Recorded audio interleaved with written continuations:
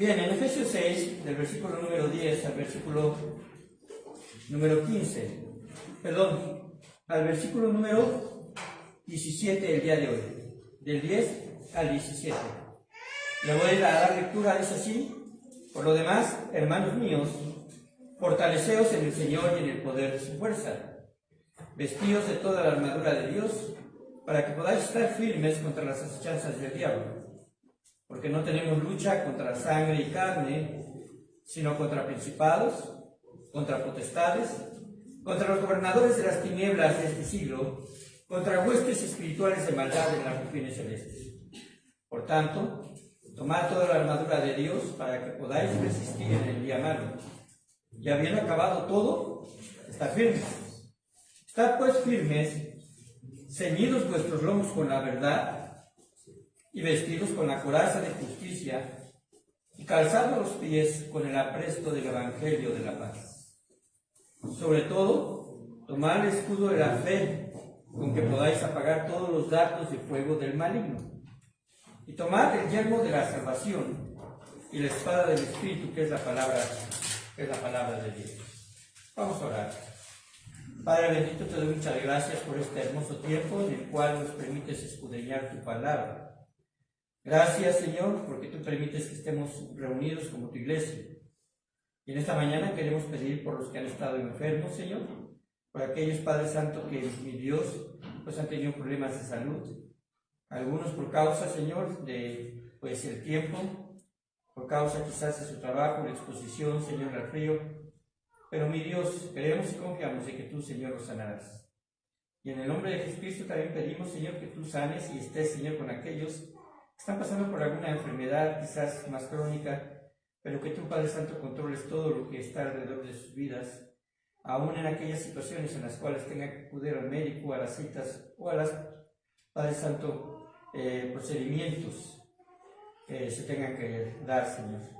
Especialmente, Señor, te pido por nuestro hermano Gabriel que tú, Padre Santo, permitas de que si se ha de programar nuevamente esta cirugía, Señor, que el Padre Santo está próximo a tener, que tú le cuides, le bendigas, que muevas las personas, Señor, indicadas, para que todo, Padre bendito, salga bien de acuerdo a tu voluntad.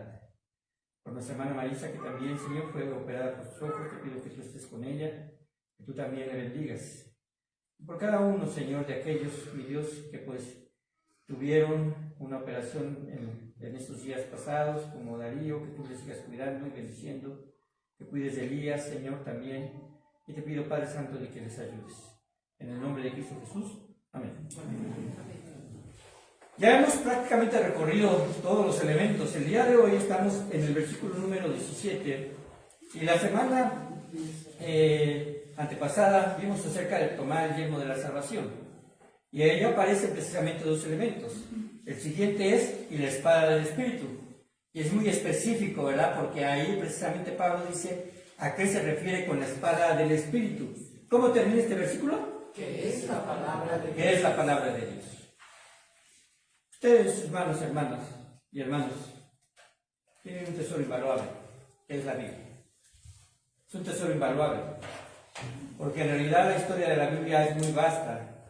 La historia de la Biblia ha estado precisamente en un escenario de persecución, en muchos movimientos ideológicos, políticos y religiosos han querido acabar con ella. Sometida, ¿verdad? O sometidos pueblos enteros o naciones enteras a la prohibición de su lectura. Así que, hermanos, somos privilegiados en esta época y en este lugar porque la tenemos. La pregunta es, hermanos, ¿la amamos lo suficiente? Quiero que ustedes me escuchen atentamente este testimonio.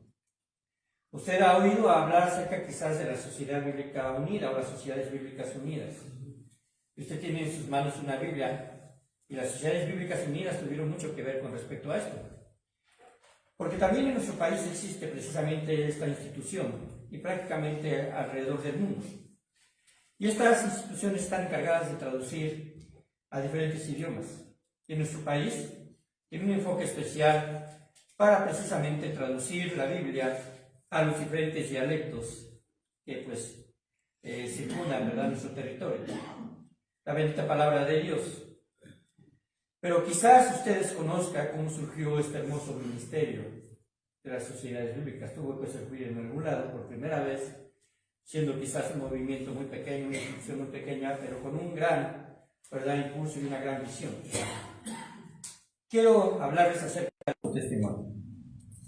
De hecho, ¿verdad?, esta bibliografía está titulada como la Biblia de Mary Jones, porque actualmente en Inglaterra, en Gales, existe precisamente en las sociedades bíblicas de ese lugar la Biblia que le pertenecía a ella, la cual adquirió en el año de 1800. Voy a leer. Mary Jones, hija única de Jacobo y Mary Jones, nacida el 16 de diciembre de 1784 en el pequeño pueblo de Gales, en donde vivió junto con su familia de tan solo 4 años de edad. La madre de Mary y su pequeña hija, ya al pasar el tiempo de 8 años, se convirtieron al Señor, y su deseo de escuchar la palabra de Dios, oigan lo siguiente, les exigía caminar 4 kilómetros de distancia para escuchar un mensaje, escucharla los días domingos durante el sermón. Su educación la recibió a través de escuelas rotativas, impulsadas por un grupo de iglesias cristianas que funcionaban durante la semana y solamente durante 6 meses, es decir, iban cambiando de población en población estas escuelas. Por hizo que todas estas personas tuvieran la oportunidad de aprender a leer y luego pudieran conversar sobre la Biblia y su mensaje. La costumbre de la época, por la escasez de la Biblia, era memorizar capítulos completos e incluso libros enteros de la Biblia, ya que era muy costoso tener una de forma personal. Tal fue el éxito de este método de educación, que muy pronto la ciudad de Gales llegó a ser uno de los países más alfabetizados de Europa.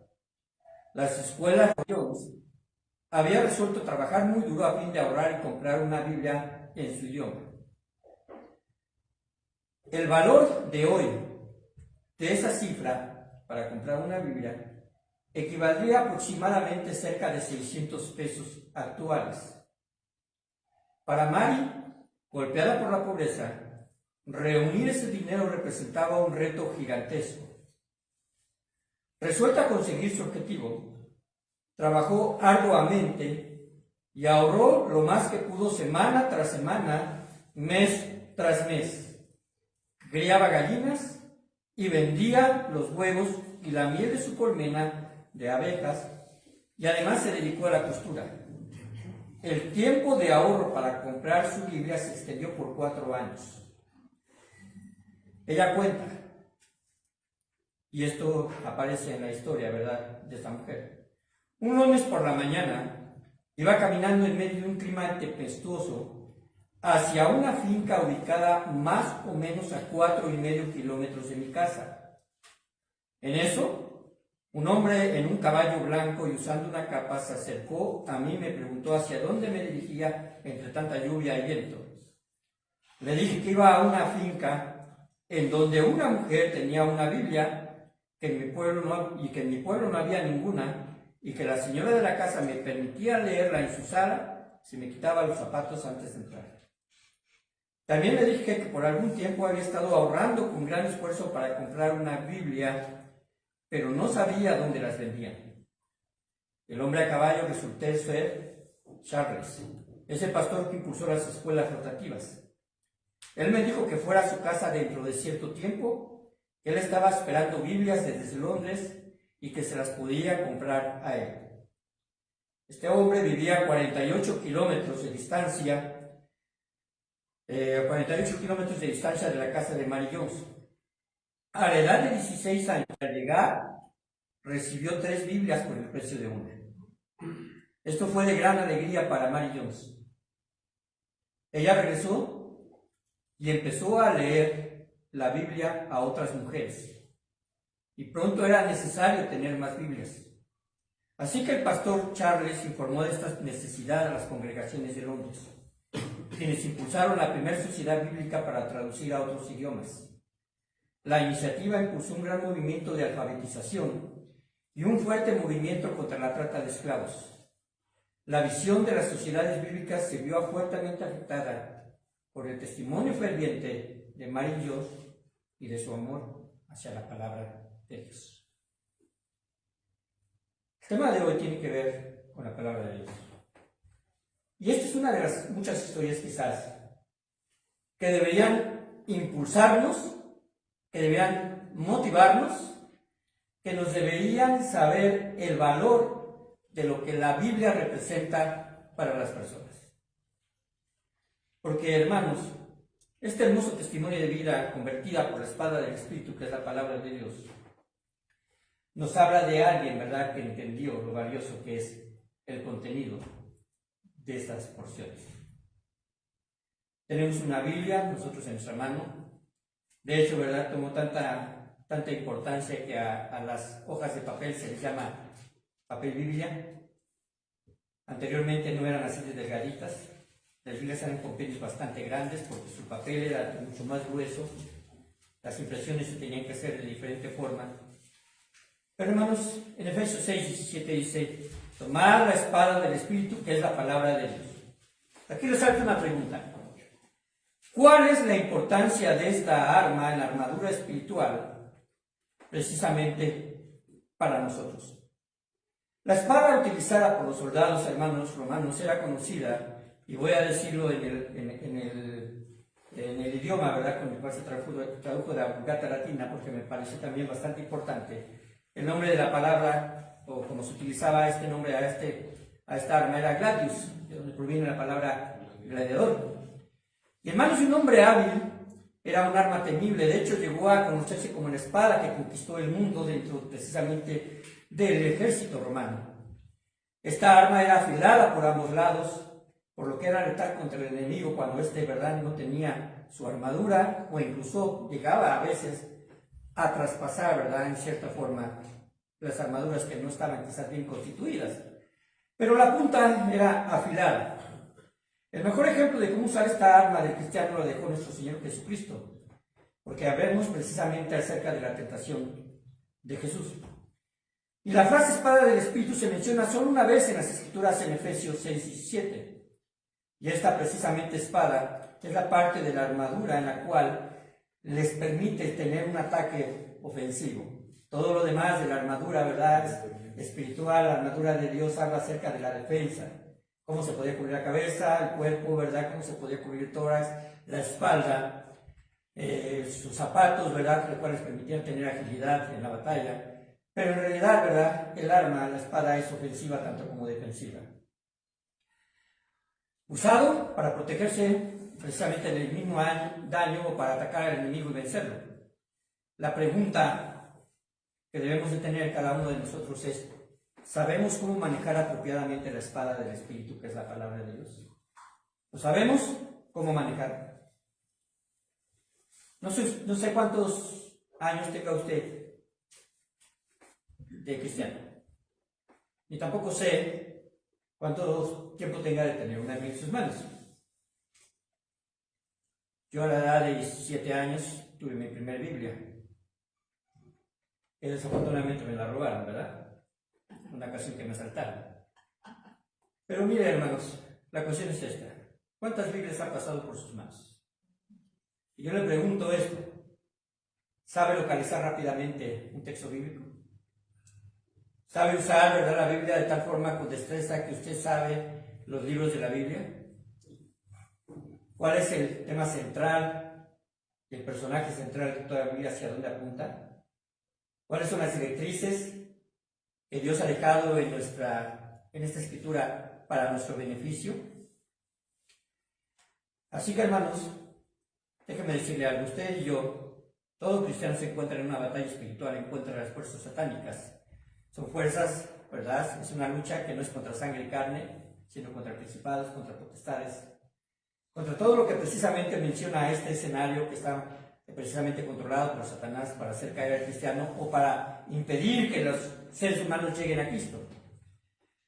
Pero, hermanos, si sabemos manejar la palabra de Dios apropiadamente, y además la creemos, y además la cuidamos, y la atesoramos en nuestro corazón, se convertirá en una defensa efectiva contra los dardos de fuego del maligno. Surge otra pregunta, y yo lo quiero llevar a esto, porque en breve estaremos comenzando acerca de un tema, estaremos abriendo un espacio, ¿verdad?, durante la semana, para estudiar precisamente la armonía de los evangelios, en la cual se requiere compromiso, en la cual se requiere precisamente un carácter, ¿verdad?, una actitud bien dispuesta para poder llevar a cabo estas lecturas durante la semana. Solamente lo tendremos una vez a la semana, pero ustedes tendrán el compromiso, si quieren entrar a este curso, de leerlo durante la semana, el material que se les ha ido entregando. El día viernes estaremos precisamente reflexionando sobre esos puntos. Pero hermanos, ¿por qué es bueno leer y estudiar la Biblia? Inciso A, y solamente tengo 3 incisos. Y con estos 3 incisos, más que nada, ¿verdad?, quisiera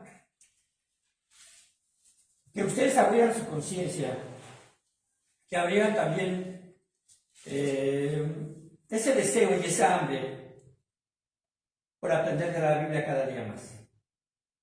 Quizás la ha leído una vez, 2 veces o 3 veces de forma completa, pero déjeme decirle que la Biblia es tan vasta que en esta vida no nos va a permitir conocer ni saber, aunque podemos conocer las verdades de Dios a través de ellas, pero la forma en la cual también podemos aplicarlas. Y hermanos, ese apetito, ¿verdad?, tiene que ver un poco acerca como lo de la comida material. Usted come cada semana, yo le aseguro que no se acuerda usted lo que comió quizás en el último día del mes de noviembre. No lo voy a preguntar el 24, porque seguramente se va a acordar, ¿verdad?, del 24 de diciembre. Estamos muy cerca y normalmente casi en todos los hogares se come, no lo mismo, pero muy parecido. Pero la palabra de Dios, hermanos, actúa, ¿verdad?, en nuestras vidas, dependiendo del amor que le tengamos. Inciso A, ¿por qué es bueno leer y estudiar la Biblia?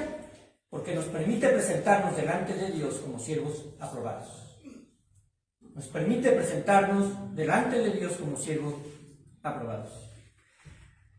En el mundo muchos creen que la Biblia es una colección de fábulas, de leyendas, de historia, de preceptos morales, e incluso, ¿verdad?, asumen que solamente fue registrado por hombres, que son palabras totalmente salidas del pensamiento humano. Mucha gente desconoce que es un compendio de libros, piensa que solamente fue escrito por un solo autor humano, pero nosotros, ¿verdad?, ya hemos estudiado acerca de bibliología y sabemos que es un compendio, ¿verdad?, de 66 libros, escritos en 3 idiomas, hebreo, arameo y griego. Pero la gente seguramente no lo conoce. De hecho, desafortunadamente, algunos que se dicen cristianos no creen en la Biblia en su totalidad. Y en realidad esto es una contradicción, y quien afirma esto está profundamente engañado, porque no puede ser cristiano sin haber creído o sin creer que la palabra de Dios, ¿verdad?, es inerrante, es decir, no tiene error, es completa, ¿verdad?, y es inspirada por nuestro Dios. Entre los engaños más peligrosos es no creer, por ejemplo, en el infierno como algo real, como sentencia del juicio de Dios. Y unido a esto, ¿verdad?, también no creer que Jesucristo es Dios encarnado. Esto, hermanos, es verdaderamente aterrador. Porque entonces la pregunta que surge es la siguiente: si no existe el infierno, si no existe el castigo eterno y el juicio de Dios, entonces, ¿por qué Cristo tuvo que morir? Entonces, ¿de qué nos salvó Jesucristo si no existiese esto? Pero la Biblia, ¿verdad?, lo enseña. En Juan 10:10 dice así: el ladrón no viene más que a robar, matar y destruir. Yo he venido para que tengan vida y para que la tengan en abundancia. Así que, hermanos, debemos de tener precisamente conciencia de que existe un enemigo, ¿verdad?, enemigo mortal, en este caso, ¿verdad?, para la gente que no conoce de Cristo, y un enemigo que para nosotros puede hacernos caer en la idea de que, a pesar de que somos hijos de Dios, no le demos el valor suficiente a lo que es la palabra de Dios y amarla. Y debemos tener una conciencia de que hay una batalla que se libra precisamente día a día por el alma de toda persona. Por lo tanto, hermanos, si la Biblia está mencionando aquí en Efesios 6, que es una espada, ¿verdad?, la palabra de Dios, es la espada del Espíritu. Yo le digo, no dejes que tu espada quede en el olvido. No dejes que tu espada se quede arrinconada en un espacio de tu casa, en donde solamente te acuerdas cada domingo, y eso sí es que vienes todos los domingos. No dejes que tu espada, ¿verdad?, se quede en la vaina y que no la conozcas. En 2 Timoteo 2:15 dice, procura con diligencia presentarte a Dios aprobado, como obrero que no tiene de qué avergonzarse, que usa bien la palabra de verdad. ¿Qué usa bien la palabra de verdad? Se puede interpretar bien, y en un poco de forma, vamos a decirlo así, ¿verdad?, visual. Debería avergonzarte en utilizar bien la palabra de Dios. Debería avergonzarte el que alguien te pregunte acerca de tu fe y no presentar una defensa correcta. Una de las bendiciones que Dios nos permite experimentar es poder no solo conocerle a Él a través de la Biblia, sino también una de las grandes bendiciones que tenemos al estudiar la Biblia es que nos permite madurar para tomar mejores decisiones. A medida que conozcamos y comprendamos la palabra de Dios, seremos más útiles para Dios. Y Él cumplirá su voluntad en nosotros de forma más integral, más eficaz. Y esto nos permitirá a la vez permanecer firmes y preparados para presentar defensa ante todo aquel que demanda razón de nuestra fe. Como soldado de Cristo, que también, ¿verdad?, Pablo utiliza esta metáfora de atleta, de sembrador o de soldado. Pero como soldado de Cristo, hermanos, quizás usted no sabe blandir la espada. Si a mí me presentan un arma militar, ¿verdad?, no sé cómo se usa. Esa es la realidad. Yo sé que contiene un seguro ahí para que no se dispare sola, ¿verdad? Pero seguramente me puedo disparar a mi pie o quizás no sepa yo cómo blandir alguna. Menos una espada que no es un arma que es contemporánea, ya solamente se utiliza como un uniforme, ¿verdad?, en ciertas presentaciones. Pero hermanos, imaginen a un soldado que sale con su espada, un soldado romano que no ha sido entrenado para utilizarla. Se presenta durante la batalla y de repente se le mueve el casco y solamente está viendo con un ojo, agarra la espada y empieza a tirar a diestra y siniestra. ¿Será una forma efectiva de utilizarla? Claro que no. En realidad, cuando se habla acerca de la espada, nos está diciendo que la debemos utilizar de forma apropiada. Dirigirla hacia su enemigo. Dirigirla en la dirección correcta. La palabra que se utiliza en este pasaje de espada del Espíritu Santo, que es la palabra de Dios, y entendiendo el griego, ¿verdad?, que se escribió en el Nuevo Testamento. Cuando hablamos en Juan capítulo 1, ¿verdad?, que precisamente habla acerca de logos, identificando a nuestro Señor Jesucristo, ¿verdad?, como el verbo. Así es que significa palabra.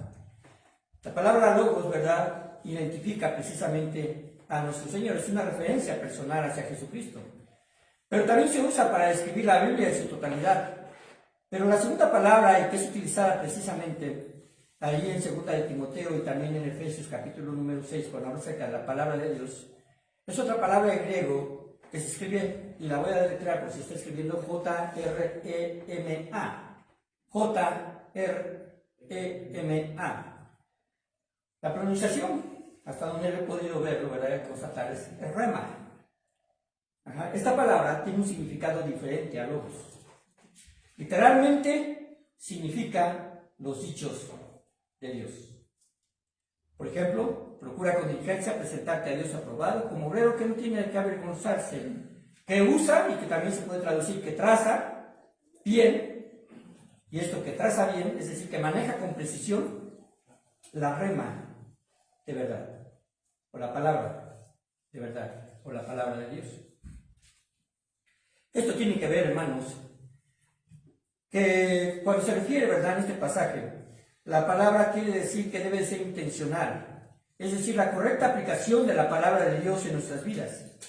En un museo, ¿verdad?, que está por allá por Yucatán, y entre ellos, ¿verdad?, había espadas, mosquetes, sables. Había una gran vitrina donde estaban precisamente las espadas. Y estas espadas que utilizaban en ese tiempo, ¿verdad?, los españoles, no estoy hablando de los romanos, pero los galenos españoles, pero tenían diferentes formas y tamaños.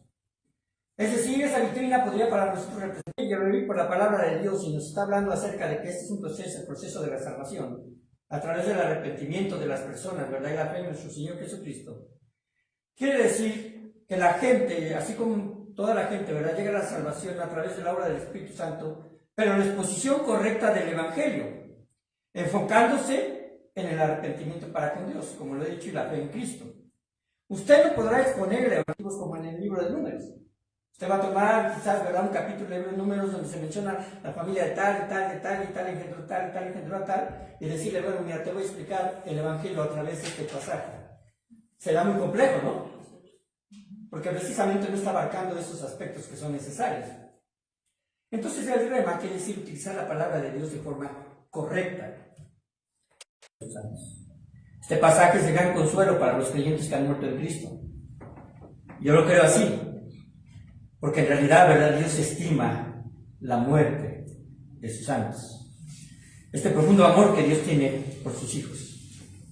El inciso B, porque precisamente debemos estudiar la palabra de Dios, porque nos fortalece para resistir la tentación. El Salmo 119:11 en la Biblia de las Américas dice así: en mi corazón he atesorado tu palabra para no pecar contra ti. Si su corazón fuera una hoja en blanco, ¿cuántos dichos de la palabra de Dios puede usted repetir sin consultar su Biblia? Esos dichos de la palabra de Dios que le dicen a usted que debe tomar buenas decisiones, en las cuales se está enfrentando quizás a una situación difícil, en la cual tiene que poner toda su confianza en Dios, recurrir al Salmo 3, recurrir al Salmo 40, ¿verdad?, recurrir al Salmo 1, es lo que dice Jesucristo, ¿verdad?, con respecto a cómo debemos nosotros enfrentar los afanes de la vida, las preocupaciones, todos esos dichos, ¿verdad?, guardarlos en nuestro corazón. Y el propósito de la espada del Espíritu es fortalecernos y permitirnos resistir los ataques de Satanás. El conocimiento de la palabra de Dios nos puede ayudar a discernir si nuestros deseos provienen del Espíritu Santo o no provienen de ahí. Si usted dice, ¿será que lo que estoy pensando es correcto? Y usted conoce la palabra de Dios y simplemente está pasando por el filtro, ¿verdad?, de Filipenses 4:8, y está mencionando que no todo es puro, que no todo es honesto, ¿verdad?, que no todo es de buen hombre. Y entonces dice, bueno, entonces esto en realidad no puede provenir de la palabra de Dios, ni tampoco puede venir del Espíritu Santo. Quizás sea necesario poner a prueba nuestras inclinaciones cuando estemos, ¿verdad?, allá solas, y quizás estamos pensando pensamientos incorrectos, y ponerlos frente a la Escritura. El Espíritu Santo, hermanos, nunca nos impulsará a hacer algo contrario a lo que la palabra de Dios dice. Nunca lo hará. De hecho, ¿verdad?, el Espíritu Santo intervino porque las Escrituras fueron inspiradas por el Espíritu Santo. Y entonces hay una armonía completa. Si usted entra en un conflicto con la Biblia, tampoco proviene del Espíritu Santo ese pensamiento. Y en realidad deberíamos ignorarlo. Vamos a observar la forma en la que Jesús utilizó las Escrituras frente a la tentación. Vayan a Mateo 4, por favor.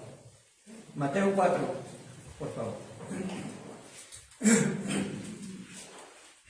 Se conviertan en pan. Él respondió y dijo, escrito está, no solo de pan vivirá el hombre, sino de toda palabra que sale de la boca de Dios. Entonces el diablo le llevó a la santa ciudad y le puso sobre el pináculo del templo y le dijo, si eres hijo de Dios, échate abajo, porque escrito está, a sus ángeles mandará acerca de ti, y en sus manos te sostendrán para que no tropieces con tu pie en piedra.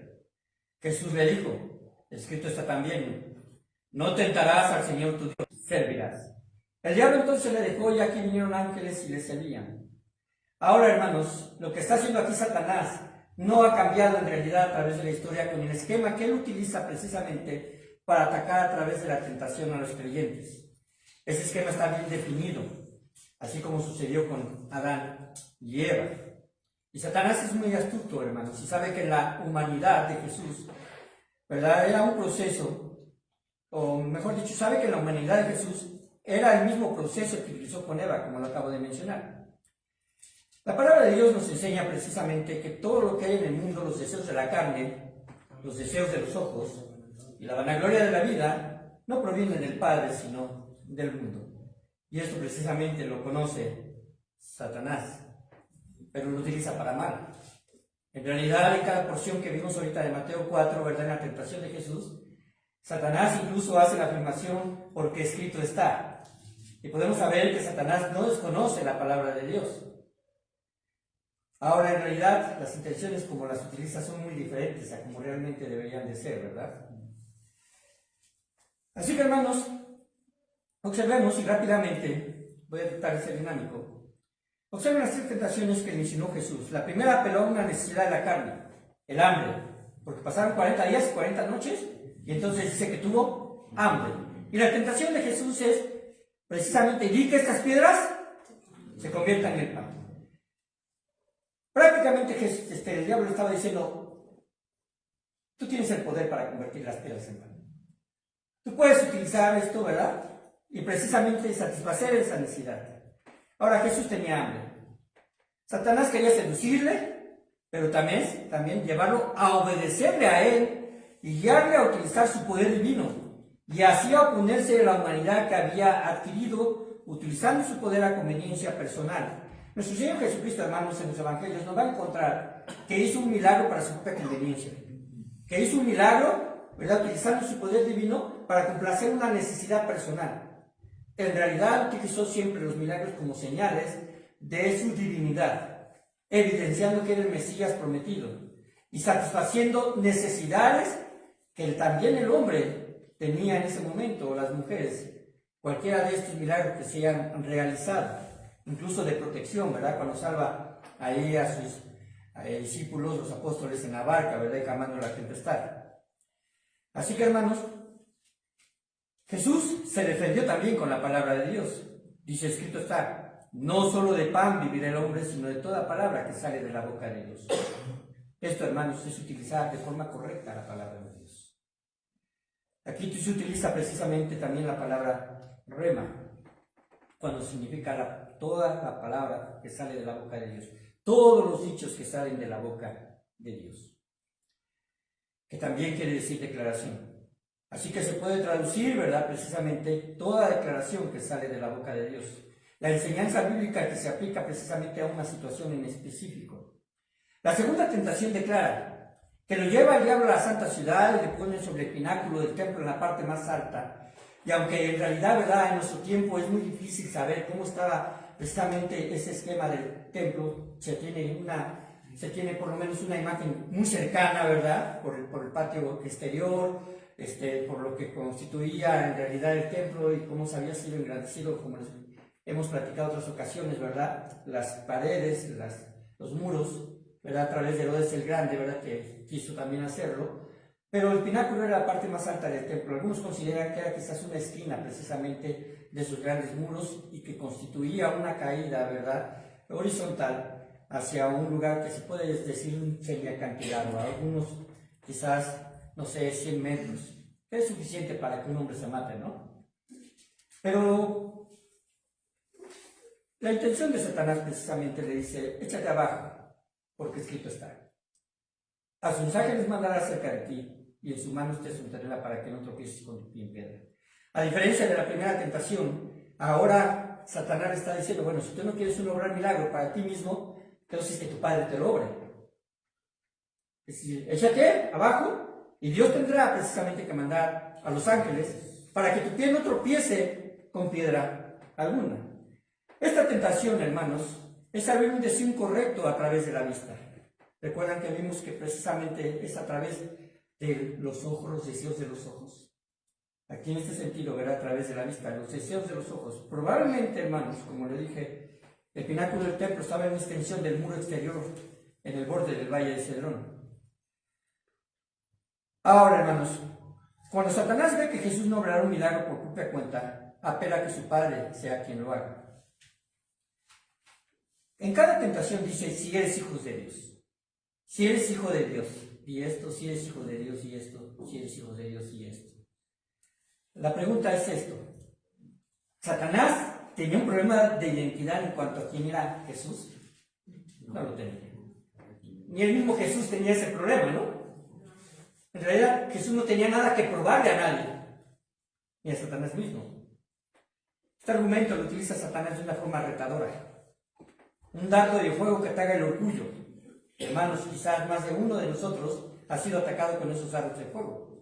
Si es que eres esto, si es que eres hijo de Dios, si es que eres cristiano, si es que vas al templo, ¿verdad? Y eso que vas, a veces lo cambian un poco en la forma, pero tiene la misma intención, ¿no? Ahora, hermanos, Jesús no se deja engañar. Y él responde, escrito está también, no tentarás al Señor tu Dios. Creo que esto nos deja una gran enseñanza. No debemos de ver a Dios como un ser que se mueve a capricho de los hombres. Y que no debemos probar de ninguna manera la soberanía de Dios. Y también entender que Dios no puede ser tentado. Y esto es lo que recalcó Jesús. Si voluntariamente dependía del Padre, no debería ser rota esa demostración de nada, o por nada, o por nadie. Jesús no iba a romper esa dependencia a la cual se sujetó al encarnarse. La dependencia absoluta a su Padre. Nada puedo hacer sino solamente lo que el Padre, ¿verdad?, quiere que yo haga. La tercera tentación. Otra vez le llevó el diablo a un monte muy alto y le mostró todos los reinos del mundo y la gloria de ellos y le dijo, todo esto te daré si postrado me adorarás. Como digo, era la pretensión de Satanás. Que el propio Hijo de Dios le adorara. El pasaje paralelo que aparece en Lucas dice así, le dijo el diablo, a ti te daré toda esta potestad y la gloria de Dios, porque a mí me ha sido entregada, y a quien quiera la doy. Si tú postrado me adorares, todo será tuyo. Satanás, hermanos, usurpó la autoridad que le había sido de examinar esto, porque él intentó precisamente ser como Dios. Y entonces Jesús lo confronta poderosamente. Vete, Satanás, porque escrito está, al Señor tu Dios adorarás y al solo servirás. Ahora, hermanos, Jesucristo apela a la Escritura. Y estos tres pasajes que utiliza Jesús están en Deuteronomio. Un solo libro, ¿verdad?, le bastó a Jesús utilizar para contrarrestar las asechanzas del diablo, la tentación, en la cual pretenciosamente Satanás quería que cayera. Pero hermanos, nosotros tenemos una Biblia completa. Tenemos porciones extensas. Sabemos a lo que nos enfrentamos en este mundo y sabemos cómo contrarrestarlo a través de la palabra de Dios. Así, hermanos, que cuando un cristiano sabe usar la palabra de la espada, de la palabra de Dios, el diablo nos dejará en paz. Dice que aquí, que entonces le dejó. Vete, Satanás. Sabemos que posteriormente estuvo intentando también atacar. Y punto C para terminar. ¿Por qué debemos estudiar la palabra de Dios? Porque nos guía a través de nuestra vida cristiana. Nos guía a través de nuestra vida cristiana. Una de las maneras más importantes para reconocer la guía del Espíritu Santo, porque a veces hablamos acerca de dejarse guiar por el Espíritu Santo, como lo dice Romanos capítulo número 8, ¿no? Los que son del Espíritu piensan en las cosas del Espíritu. Pero hermanos,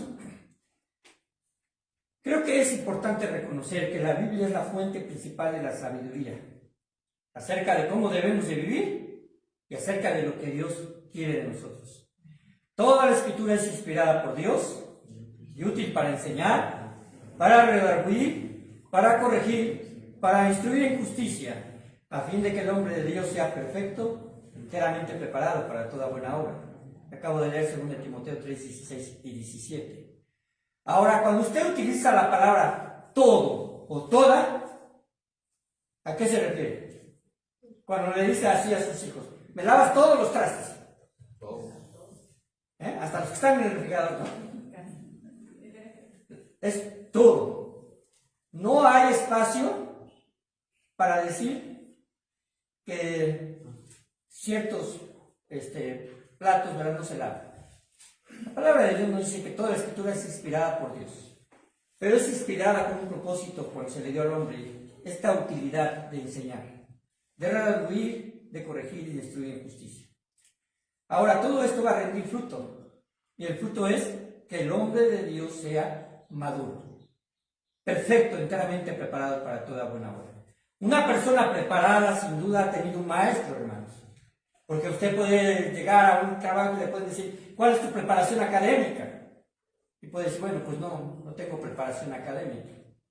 como alguna vez lo dije, ¿no? Que se presentó un hombre y le dice, vengo por este puesto, ahí con el de recursos humanos, y el puesto decía ingeniero, ¿verdad? Con experiencia de 2 años, ¿verdad? Que haya trabajado quizás en cierta área, y entonces el de recursos humanos le pregunta al hombre, bueno, cumples con todos estos requisitos, ¿dónde está tu currículum? ¿Dónde está todo esto? Dice, no, no traigo nada. Entonces, ¿qué trabajo quieres? Ah, es que no vengo por vengo por el último. Dice, ¿cuál último? Dice, inútil presentarse. ¿Verdad? Ahora, no es una persona preparada, ¿no? Ahora, hermanos, ¿qué es lo que pasa? Una persona preparada sin duda tiene un maestro. Y para nosotros es la palabra de Dios la fuente de toda sabiduría. El Salmo 119, 105. Vayamos ahí, lo acabamos precisamente de retomar en lectura. Salmo 119, 105. El hermano Rogelio, ¿verdad? Aplicó de que esto es un acróstico, dijo que esto es un acróstico. Usted comienza el Salmo 119 con algunas palabras que sí están en los originales, son el alfabeto hebreo. Y cada letra del alfabeto hebreo tiene un nombre, y es el nombre que aparece ahí. En el caso del 105 aparece el nombre Nun. Pero también cada letra del alfabeto hebreo representa a veces o un símbolo, o una característica, o un nombre, o un objeto. Incluso representa números, porque el alfabeto hebreo no tiene números, entonces representa números. Estas son grandes complicaciones de precisamente, traducciones. Pero ahí dice que es ¿qué letra hebrea? Nun. Me parece interesante, hermanos, porque al estar leyendo sobre este tema, Nun es una letra hebrea y significa semilla o sabiduría. Semilla o sabiduría. Y esto es interesante porque el versículo que le precede es: lámpara es a mis pies tu palabra y lumbrera a mi camino. Hermanos, la palabra de Dios nos hace ser sabios. Dice: lámpara es a mis pies tu palabra y lumbrera a mi camino. Sin duda alguna, quizás, ¿verdad?, podemos pensar en alguien que en ese tiempo no había luz pública, va errante por un camino oscuro, ¿verdad?, a través de los campos, y se puede alumbrar solamente con una lámpara, quizás, ¿verdad?, hecha de aceite, y ponerla cerca de los pies era importante, porque era lo que precisamente le mostraba tener visión sobre el camino. Pero también dice, pues, por lumbrera mi camino, bueno, representa esta luz. Le pregunto, ¿ha caminado a oscuras alguna vez? ¿Ha caminado a oscuras alguna vez? De noche usted ha caminado. Aunque camine en el campo, hermanos, algo se ve, ¿cierto o no? Por lo menos se ve ahí el árbol, ¿no? Y el perrito o a cualquiera, porque brillan los ojos cuando se ve la luna, ¿no? Pero miren, si ha caminado usted por una mina, porque yo sí lo he hecho, con la luz apagada, ¿no se ve? Nada. Puede usted poner su mano aquí y no la ve. Ahora, hermanos, caminar a oscuras es como caminar sin conocimiento de la Biblia, porque va a estar dando tropiezos, va a estar chocando. Su conocimiento va a ser a través de error, a través de presentar precisamente algunas situaciones que simplemente van a ustedes hacerles caer. No debemos olvidar que la palabra de Dios pone al descubierto nuestras intenciones. Y para terminar, hermanos, Hebreos 4:12 dice: porque la palabra de Dios es viva y eficaz y más cortante que toda espada de 2 filos, y penetra hasta partir el alma y el espíritu, las coyunturas y los tuétanos, y discierne los pensamientos y las intenciones del corazón. Esto es como conclusión. La palabra escrita de Dios es viva, es aguda y es poderosa, y tiene la capacidad de juzgar nuestros pensamientos. La Escritura tiene un modo de poner al descubierto nuestros sentimientos y deseos más íntimos. Va a sacar a luz nuestros secretos y obligarnos a ser honestos delante de Dios que nos creó, porque Él nos conoce. La espada romana, hermanos, comúnmente era de 2 filos, haciéndola más efectiva para perforar y cortar por ambos lados. Pero la idea de la Escritura de penetrar y llegar precisamente hasta las coyunturas y los tuétanos y discernir los pensamientos y las intenciones del corazón tiene que producir el efecto diferente a una espada material, porque la espada material te va a herir para matarte, y la espada del Espíritu te va a sanar una vez que te llega. Así que, hermanos, esa es la diferencia. Su trabajo la tenemos, Señor, actualmente, y la podemos leer de forma libre. Esa es una bendición que a veces no sabemos equilibrar. La tenemos, Señor, quizás solamente con algunos tener tu palabra, por amarla. Gracias por este testimonio que leímos al principio de Mary Jones, porque sin lugar a dudas nos alienta a entender, Señor, que hubo tiempos difíciles, extremadamente complicados para que alguien tuviese siquiera una porción de la Biblia, siquiera una porción en su idioma y en su dialecto. Le damos muchas gracias, Padre, y ayúdanos, Señor, a ser participativos también, porque quizás alguien no la tenga y quizás sea necesario que nosotros invitamos para que Padre Santo llegue a sus manos. Le damos muchas gracias y en el nombre de Cristo Jesús despídenos en paz esta mañana y permite que podamos regresar por la noche. Amén. Y amén.